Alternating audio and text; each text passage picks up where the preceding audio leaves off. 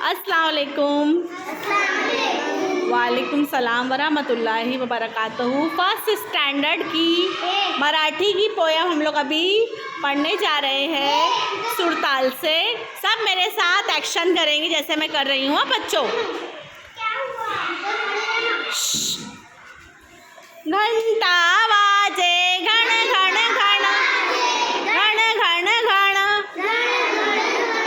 घंटा बाजे घण घण घण,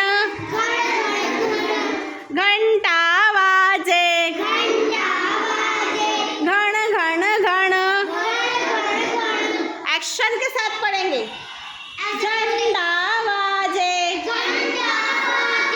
झन झन झन, झांझ बाजे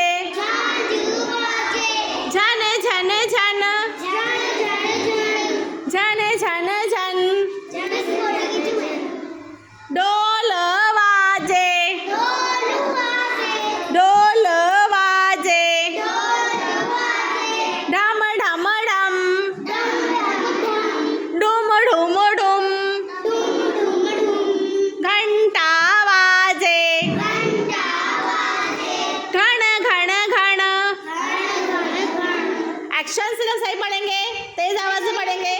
घंटा बाजे घण घण घण, झांझ बाजे झन झन झन, ढोल बाजे डुम डुम डुम, घुंघरू बाजे घुन घुन घुन, घण घण घण घण, झन झन धुम धुम, घुर घुर। है ना? ये सब कैसी आवाजें आ रही है? धम धम। घंटा कैसे बज रहा है? Very good. अब आप लोग पढ़ेंगे। घंटा बाजे घण घण घण,